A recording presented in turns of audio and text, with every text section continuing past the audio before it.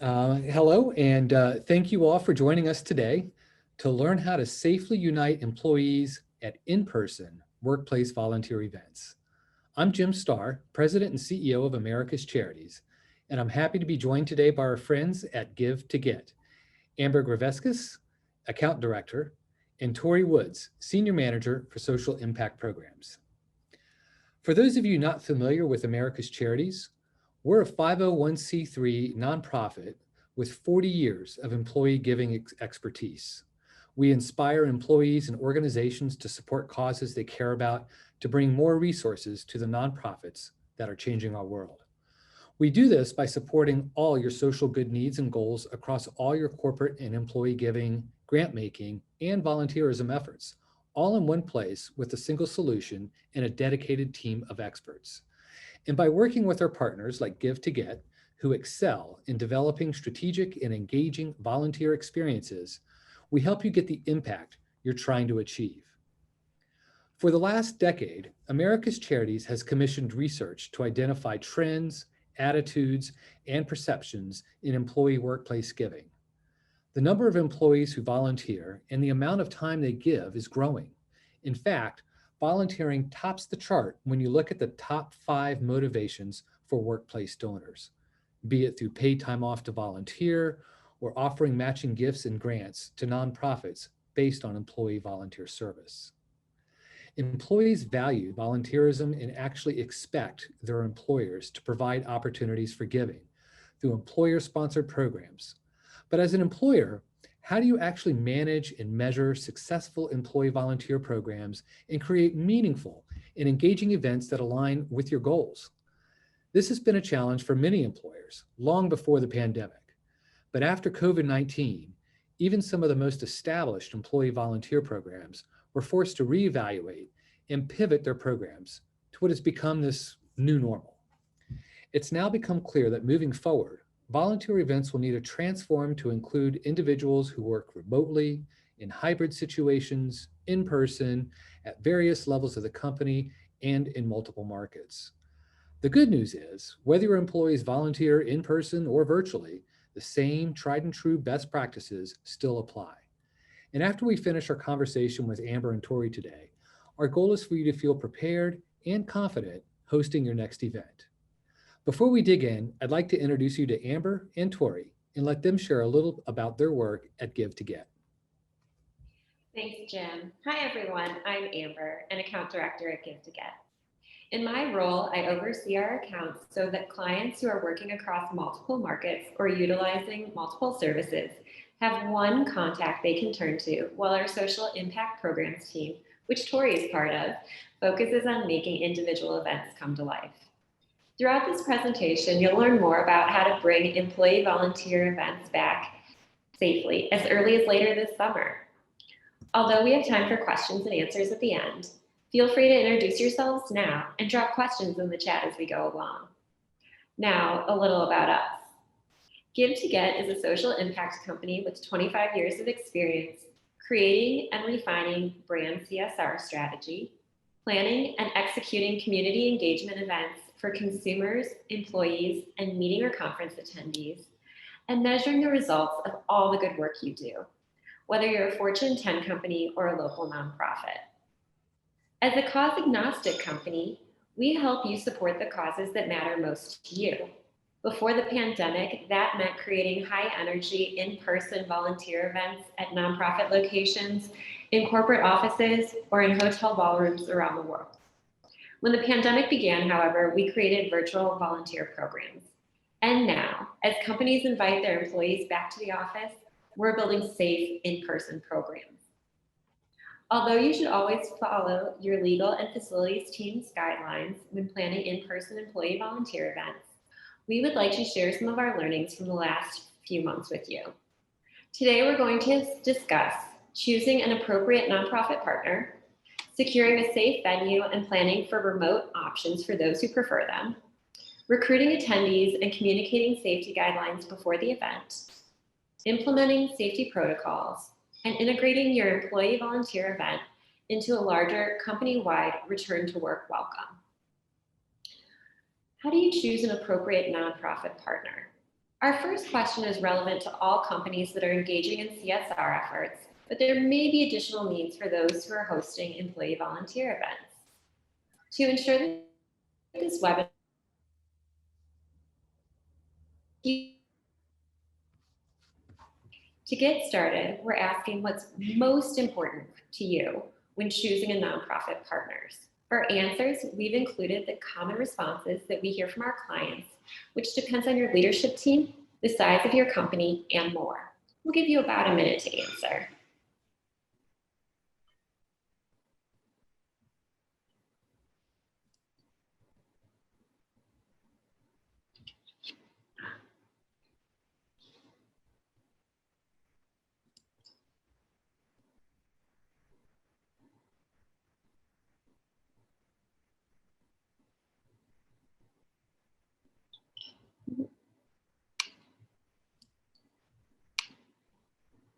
There you have it. The most important part is whether or not the nonprofit supports our CSR pillars. That's a pretty common concern, and soon Tori will address some of these other issues.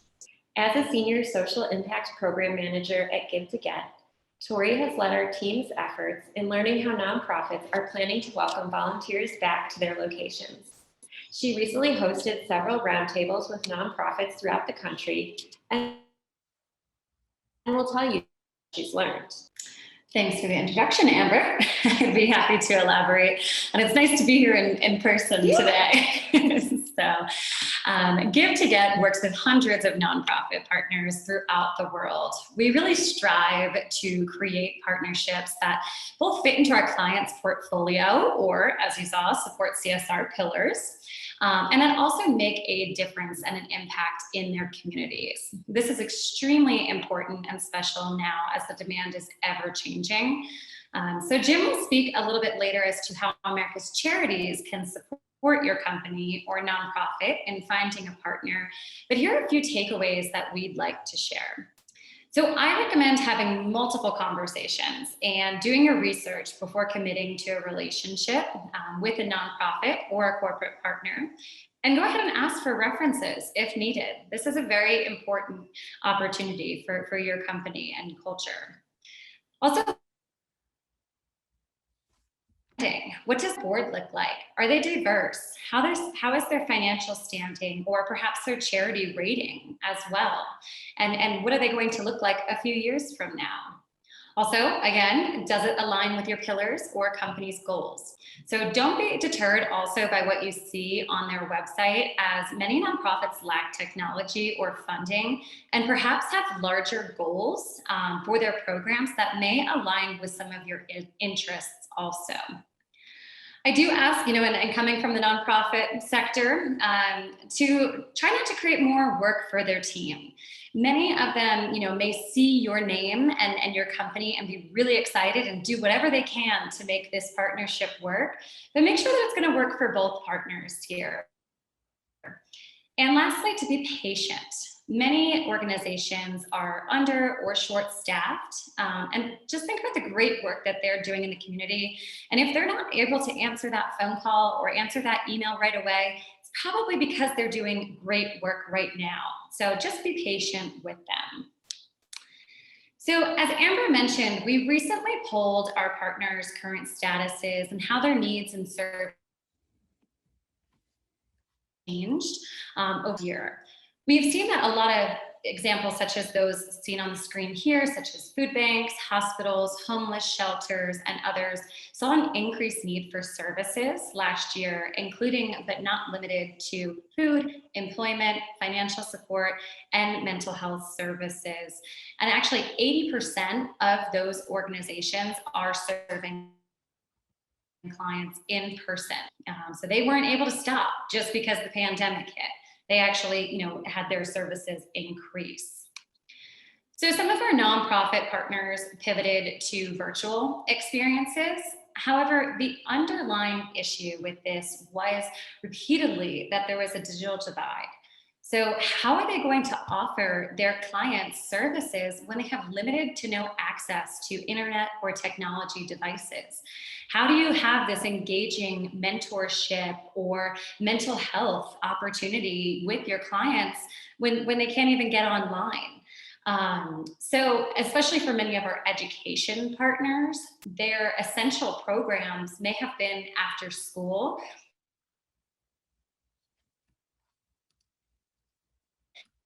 and actually help kids just even attend these classes and sign on to their classes, whereas they used to, promote and host these STEM programs after school.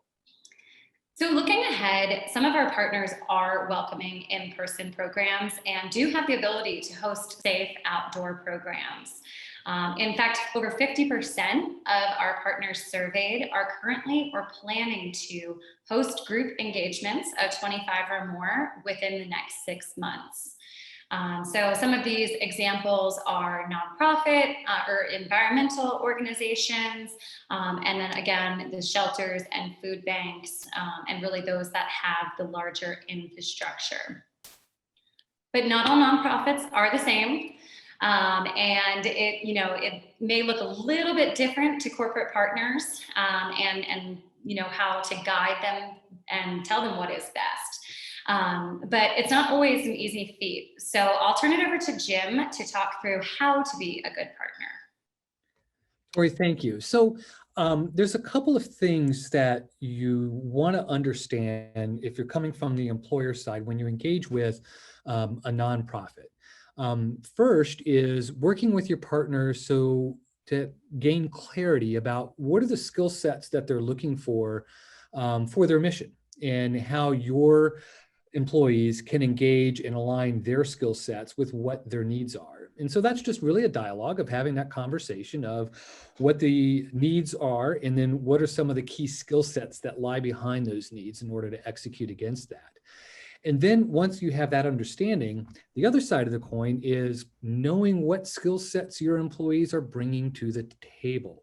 And where you can make that match between an employee's skill sets and desires to want to help and the nonprofit's needs of what they need. And so that's a little bit harder to have a conversation with your employees about, particularly if you've got 1,000 employees, 5,000 employees, 50,000 employees. And so if there's technology that you can leverage, that's really the easiest and best solution. The platform that we offer our clients, our Engage platform, does allow the employees to register, if you will, or identify their particular skill sets, as well as the types of opportunities they're looking to volunteer for. So that way you essentially have a database of what your volunteer skill sets are, and then you can help align and match those with the needs of nonprofits. So that understanding the skill sets and doing that alignment is an important task, and I think leads to much broader engagement and satisfaction with the engagement, both from the nonprofit as well as from the employees. And at the end of the day, a better outcome for all. The other important thing to really kind of have a really good understanding of, and Tori referenced this, and that is the nonprofit's capacity to actually absorb your volunteer activity. I can tell you from my own experience leading volunteer efforts for a very large nonprofit organization in which the volunteers were absolutely critical to delivering mission. I can tell you that volunteers are not free. And there is a level of investment that the nonprofit has to make in order to ensure there are great volunteer experiences and value brought to the organization. And that's more than just administrative and keeping track of volunteers and their hours and things of that nature. It goes into programs and basically all aspects of the nonprofit. So there is a level of investment all nonprofits are making to make sure they've got very quality volunteer experiences, because their goal is to not just have somebody come and volunteer for them once. They'd like to have that volunteer engage with them time and time again, and really kind of become part of their family and maybe support them in other ways as well beyond just volunteering. Unfortunately, the pandemic's really stretched everybody's resources, and nonprofits in particular, either by the fact that donations to their mission declined, or the actual opposite happened and they have incredible demand for their services.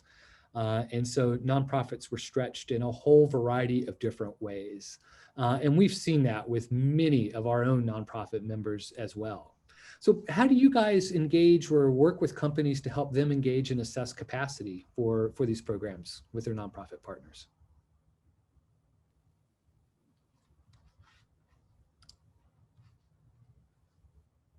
Yeah, so now that we've discussed finding an appropriate nonprofit partner, we're going to discuss how to find a safe venue or space to host your employee volunteer event. Knowing that everyone's experience this last year has been different, we'd like to ask you, what would help you feel safe when you return to volunteering?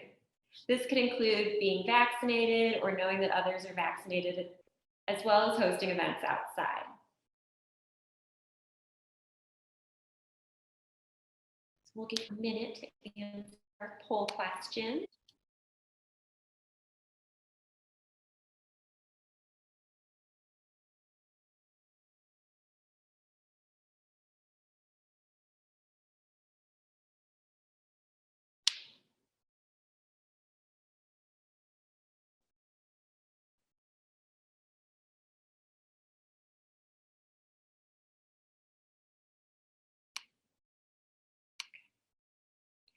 All right, it looks like it's important to us to know that all attendees have been vaccinated or can show proof of testing negative for COVID-19 within 72 hours of the event.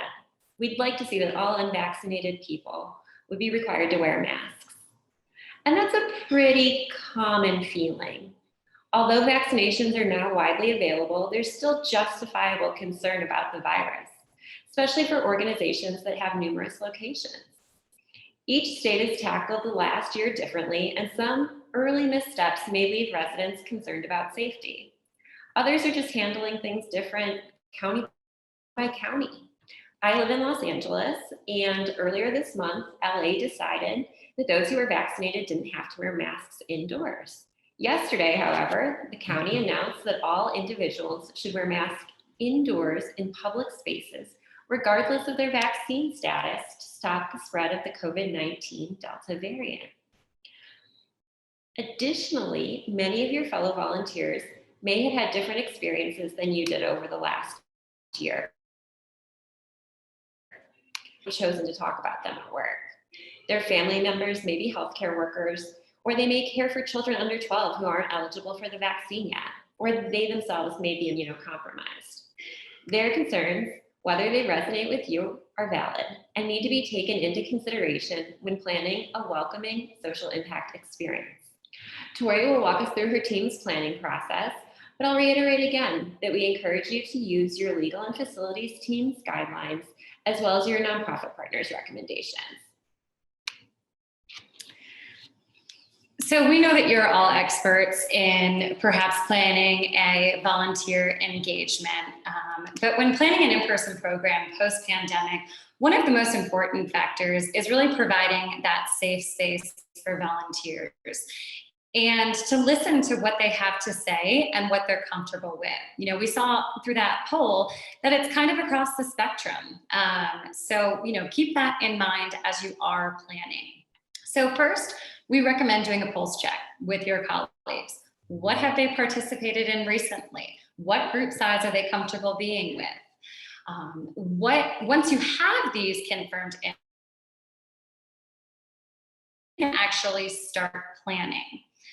We always recommend, if you have the champions within your team, to work with them, get that sense as to what the localized community or localized offices are interested in. What nonprofit are you going to work with? Is this a family-friendly event? Will you go on site to a nonprofit, host at a public location, or host it on site? So from our experience and our nonprofit and corporate clients, we've heard that the following are most important for any type of in-person program.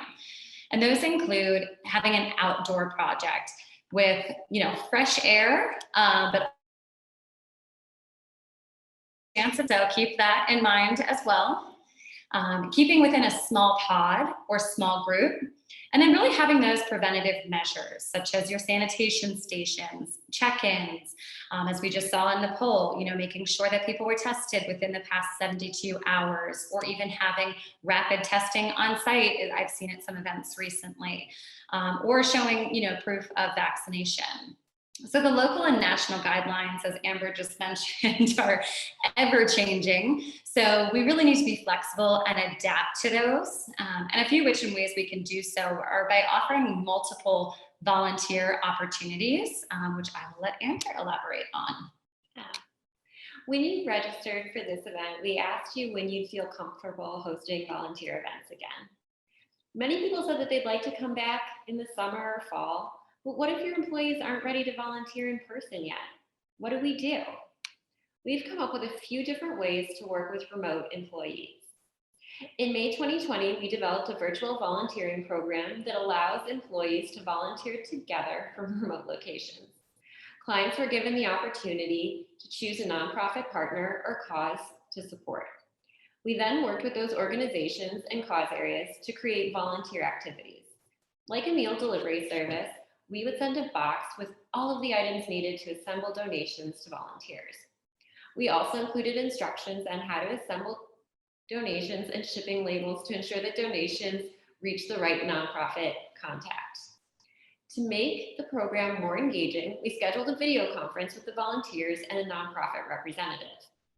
The nonprofit representative would orient the volunteers to their mission, tell them a little bit about the individuals who are being served, and how the donations would end up impacting them. We've updated this program a bit over the year, and so I'm going to let Tori explain how it's evolved into a hybrid offering and provide a couple case studies. Yeah, so the Social Impact at Home program has been a huge success, and personally a lot of fun this past year. We've actually sent out over thousands of boxes globally. But now it's really the time to start our hybrid programs, as Amber had mentioned. And we've been working with a few of our corporate clients to integrate these hybrid programs. I'm going to give you two different examples here.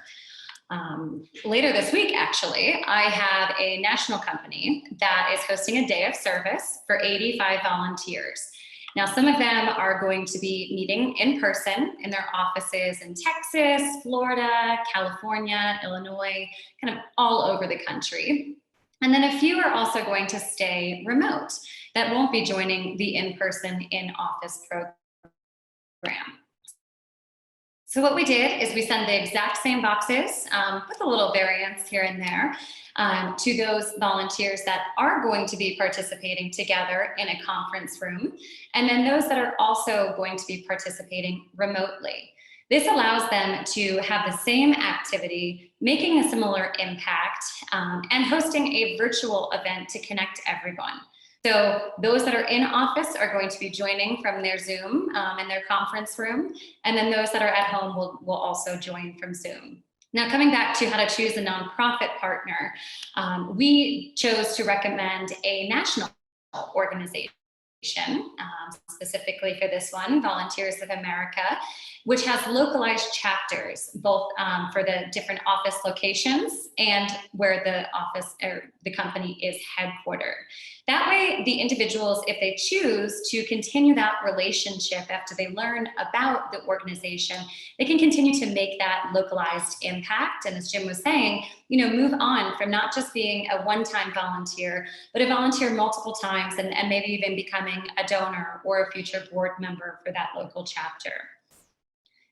So then another example was a request from a client that has retail stores. And we developed unique boxes for this program and activities that allowed retail and hourly employees to give back during their breaks through an easy step-by-step process. Keeping in mind that you don't have a lot of space in the back of a retail store and you may not have a lot of time, but you still want to do something. So really finding that sweet spot for those who are in person and back at the office, and for those who may be still remote and uncomfortable with joining or may stay remote with some companies, is going to be really an exciting opportunity for your company and a way to communicate impact for volunteers. Although all of these opportunities are exciting, it will change the way we communicate them. Now more than ever, communication is essential. So we'd like to start this discussion with a question about recruiting. What is the biggest hurdle to recruiting employee volunteers? It could be that employee volunteering is new this year, or that you don't have the time or resources needed to build a true recruitment campaign. Maybe you lack a technology platform, or maybe you just don't have the budget right now. Let us know.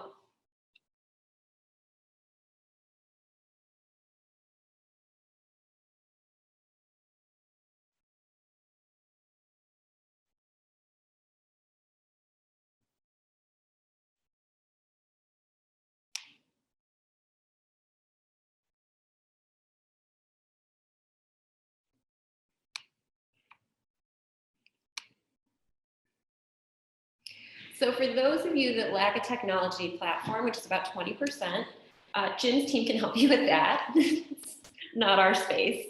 But we do kind of tackle some of these other questions and some of these other issues, particularly when we talk about the lack of time and resources through recruitment campaign. First, I think the most trouble we get into is when we start planning too late. We generally recommend planning and recruiting volunteers about 2 months in advance. This gives volunteers time to block off their calendars or rearrange reoccurring meetings. We also recommend communicating as much information as possible to help your volunteers plan their day and get excited about the event. If you're lacking leadership buy-in at the executive level, you can see if there's a local leader who can champion the program. This may mean that at first your volunteers are all from one department or one office, but hopefully they have a great time and share photos and stories on your intranet, and more people turn out in the future. Tori's going to walk us through some of her tried and true recruitment strategies. Yeah.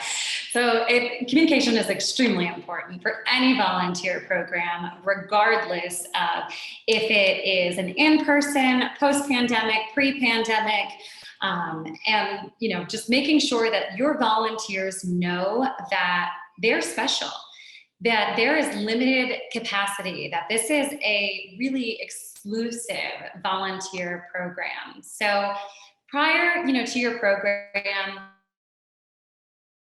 safety guidelines for both your nonprofit partners and your volunteers.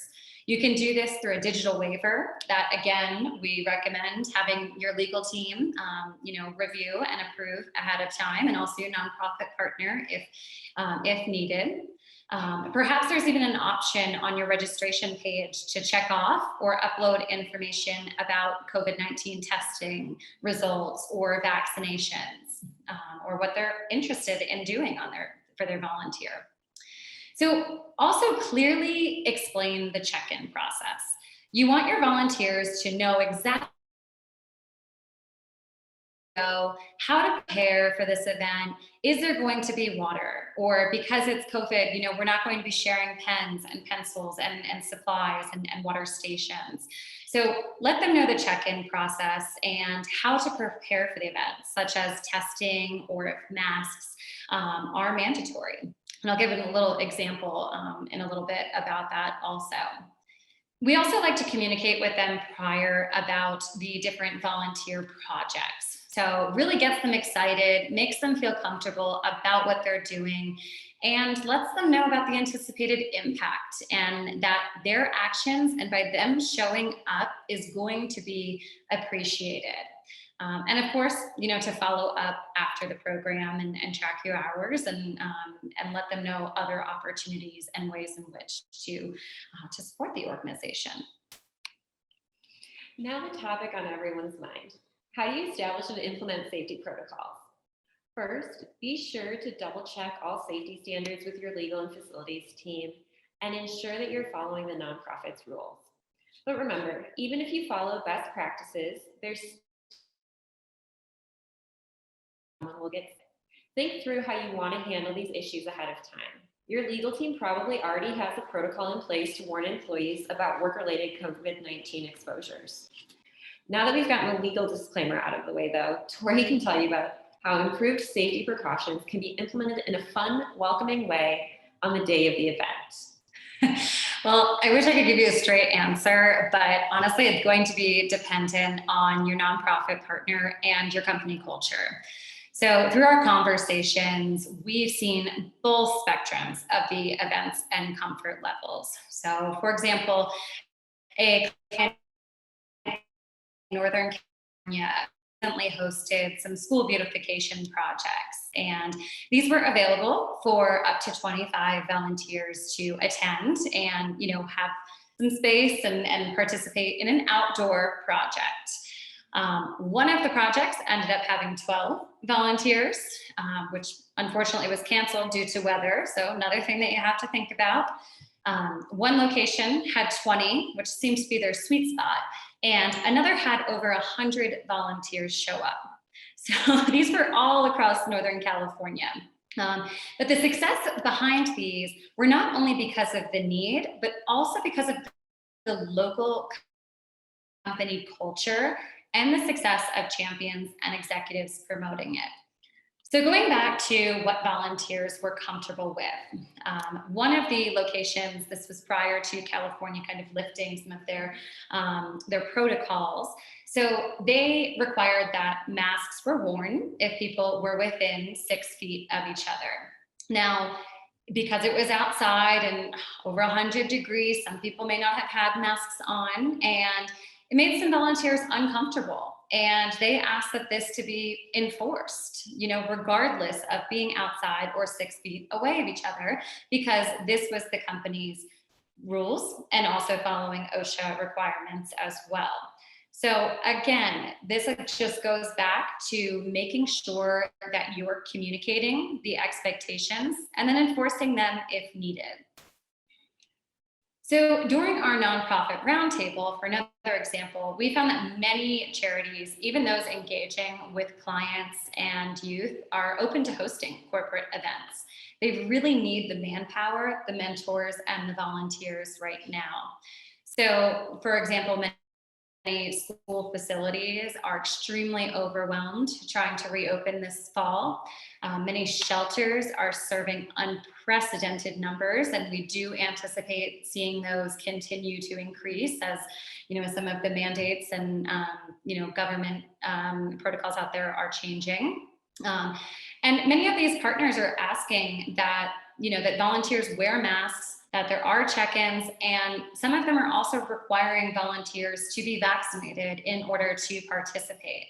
So if a nonprofit is requiring vaccinations, and this may not be comfortable, with everybody, you can look into other options, find nonprofit partners, or just post on the event listing and communicate this clearly ahead of time.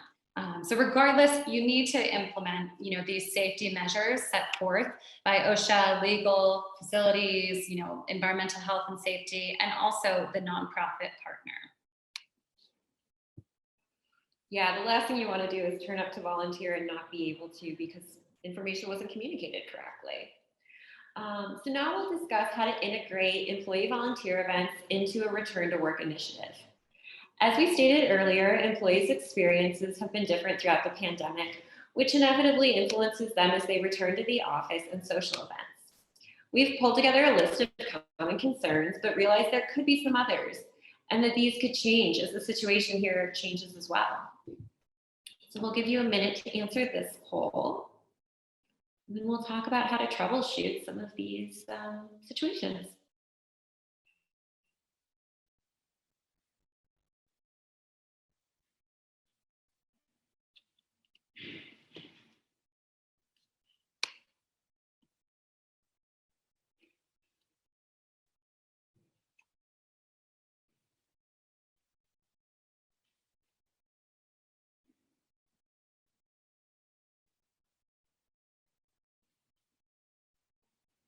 Okay, we're going to end this one a little bit early so we can keep going.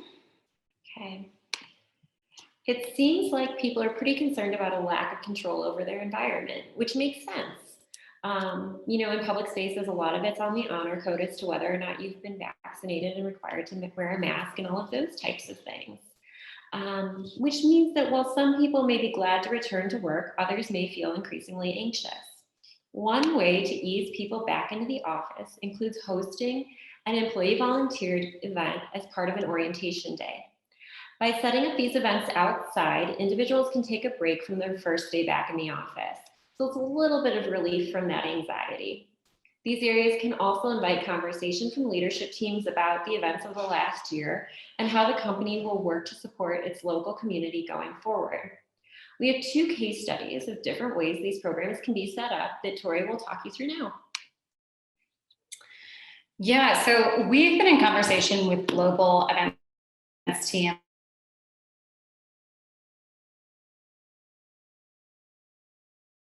too, which is a very exciting opportunity, not only to reconnect with each other, but also to make a difference as we attend these events.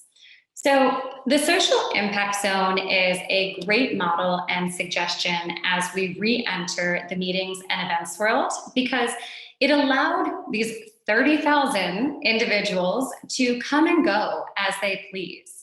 So for some, if the event was too crowded, they could come back to a later shift or attend a smaller pop-up station that were hosted throughout the convention center. And communication throughout the conference to let the volunteers and attendees know the larger impact, even if they only volunteered for a short period of time or participated in a less intensive activity. So again, kind of creating that control over your environment. Another option is to host an in-person program on site at an office location. So not only does this integrate well with any legal, environmental health or safety policies, but it also makes it really fun and easy option for volunteers. So as individuals return to work, it will be important now more than ever as a company to show up for the community. Many companies have taken a position on current issues. So, now is the opportunity to do something about it and support that local community. So we recommend considering to host a welcome back event that offers teams, floors, or even employee resource groups the opportunity to step up. Now, these don't have to be large or intensive programs. They could be as simple as an assembly line to pack backpacks or hygiene kits as employees are walking into the building, or a pickup station where they grab all of the goods that they need and bring them back and assemble them at their desk in a safe space that they feel comfortable. Second, to have a successful event, you must invite people back to a safe, welcoming, purpose-oriented space. Third, the nonprofit need has never been greater. This is your opportunity to make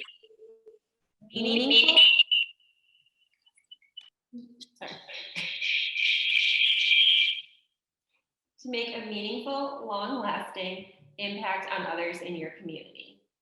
Now let's turn it over to Jim for questions and answers. Tori, Amber, thank you guys so much for some fantastic and very valuable content. Going to give an opportunity, if anybody does have any questions, you can post them on the Q&A button on your Zoom. Give a couple of seconds for that, but I do want to make a couple of announcements for everybody. One is that this webinar will be posted on our website tomorrow, as well as sent to each attendee. And we have had a few technical glitches this afternoon with the Zoom. Not an unusual thing, but an unfortunate thing. And so I would just like to reiterate that if you didn't get an opportunity to either hear the entire webinar or you have a question, both of our teams are available to hop on a quick call, or you can communicate with us via email. We want to make sure that all of your questions are addressed as well. All right, I do have a question for Tori and Amber. Earlier, you guys mentioned that a client in California who organized an event got rained out. How do your clients and nonprofit partners typically address weather cancellations? Well, and unfortunately, that's kind of rare in California. So, and do apologize for all the technology issues. The way in which, prior to the pandemic, we would still host these programs if it's, if there's rain or a chance of rain. However, if there was inclement weather, we always push it, to a later date. And I think that this is going to be really important, especially, when hosting programs primarily outside, to make sure that you provide that safe space for your volunteers. So, for events that I've run in the past, we've had tents as backup. We've changed some of the programs a bit. I mean, how are you supposed to paint a mural at a school if it's raining outside? So, as we're kind of going through some of those logistics and questions, we always keep weather in mind, and I think now more than ever, we will set that rain date. We will make sure that those funds and those projects roll over to a future program because, we want to create that impact, and we want to still, do the, the activities for that nonprofit partner, but creating that safe space. So yeah, basically it's kind of the theme from what we've heard today is be flexible and be agile because things are constantly shifting and changing. And so, as it relates to the pandemic, weather's just another element of it. And there are a host of other things that I know seem to be frequently happening more often. That does require, an employer, their employees and volunteers and the nonprofit to all just, kind of be flexible and be able to kind of roll with what you got to roll with. All right, I don't see any other questions coming in. So Tori and Amber, thank you guys again so much for a fantastic webinar on volunteering. Looking forward to future events and bringing additional knowledge and expertise to our participants. And for all of those that have participated, thank you again for your time. This webinar will be posted on our website, will be sent out. And again, if you do have any additional questions that you didn't get an opportunity to ask, or you think of something a little bit later, feel free to reach out. We're happy to engage. With that, thank you, everybody. Thank you. Bye, guys.